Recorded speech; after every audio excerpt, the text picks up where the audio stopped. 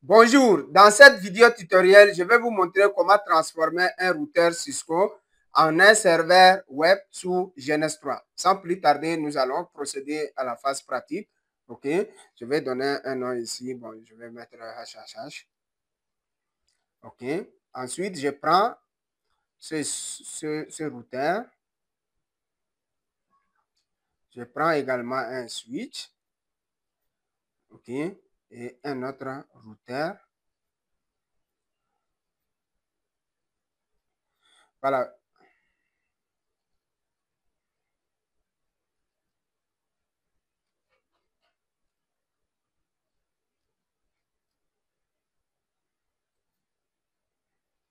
Je prends un switch encore.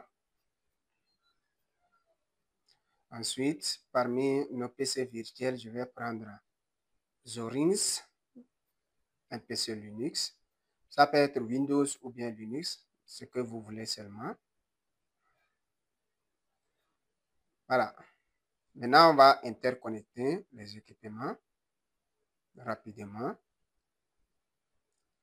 À Ethernet 0.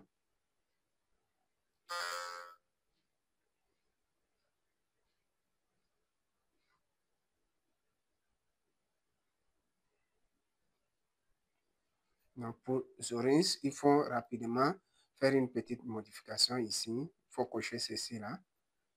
Sinon, ça ne va pas marcher.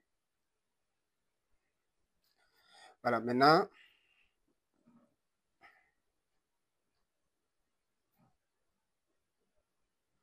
je vais donner les adresses réseau. Ici, c'est 10.1.1.0/24. Pour ça, je fais clic droite, dupliquer. Ensuite, ici, pour ces réseaux, ça c'est pour ces réseaux. Donc, le routeur est connecté à des sous-réseaux. Celui-là, c'est 10.2.2/24. OK. Voilà, ça c'est notre serveur web. Je vais changer le nom, hostname, serveur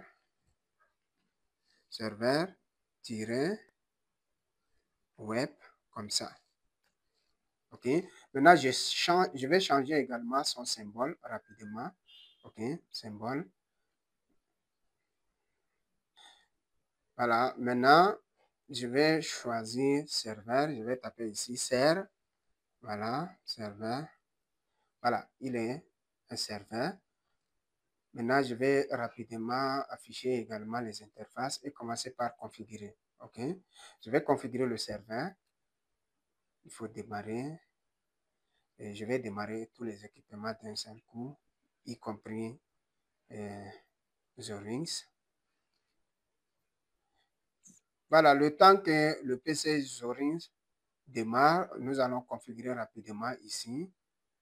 OK, j'agrandis la taille des polices.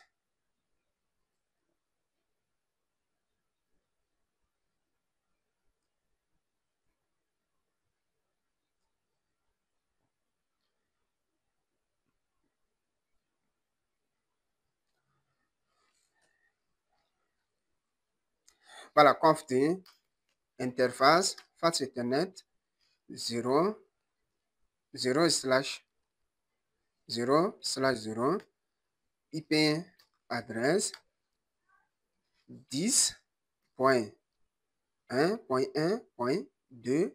OK, je vais donner un serveur 2. La passerelle va prendre 1. Le masque, c'est 255.255.255.0. Non shutdown pour allumer cette interface. Ensuite, je fais exit, puis configurer le service HTTP. Donc, pour configurer le service HTTP, c'est simple. Avec une seule commande, IP HTTP server. OK, là, il devient un serveur web. Ensuite, IP HTTP Authentication local. On va créer une base de données locale pour l'authentification. OK, Maintenant, cette base, voici, va contenir un nom d'utilisateur dont le nom use en minuscule, privilège. Il faut donner un privilège de 15, sinon vous ne pouvez pas accéder via le web. Privilège 15, password. Je vais prendre password au lieu de enable, je laisse comme ça. 1, 2, 3. OK, entrée. Voilà, maintenant, là, j'ai configuré le service web. Maintenant, pour qu'il soit joignable à partir de l'extérieur, il faut qu'il ait une adresse de la passerelle. OK? Donc, on va rendre ce routeur comme une machine. Donc, il faut désactiver la fonctionnalité routage avec la commande non IP routing. OK? Là, ça va désactiver la fonctionnalité routage. Ainsi, après, il faut préciser maintenant IP default gateway pour donner l'adresse de la passerelle qui est 10.1.1.1. OK? Là, il devient un host et j'ai fini sa configuration. Il est un host, en même temps un serveur web. Maintenant, je vais configurer la passerelle.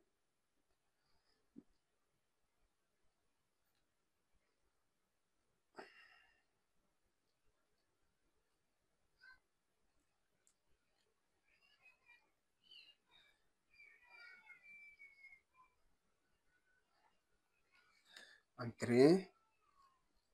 Conft interface face Ethernet 0, 0/0.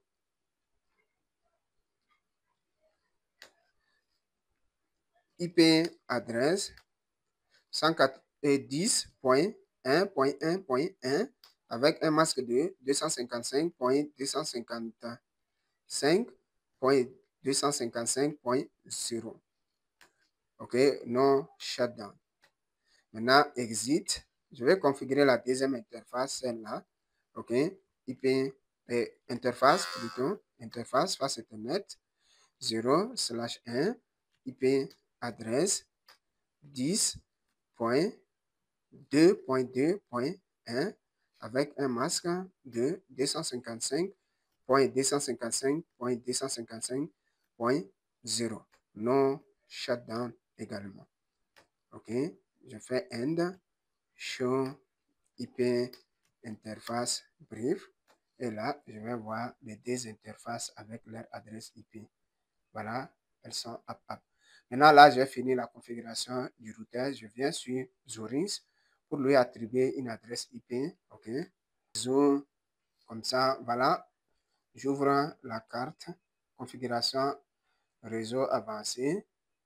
Je clique dessus. Ensuite, ici, les paramètres. Cliquez sur les paramètres.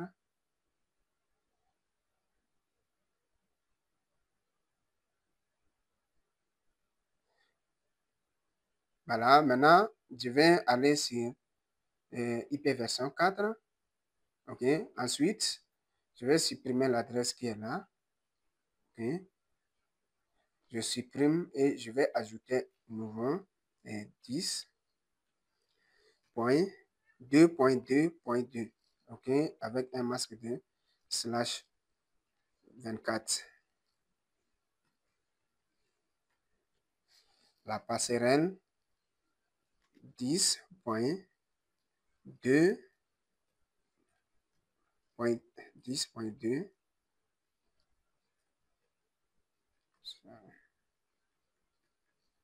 .2.1.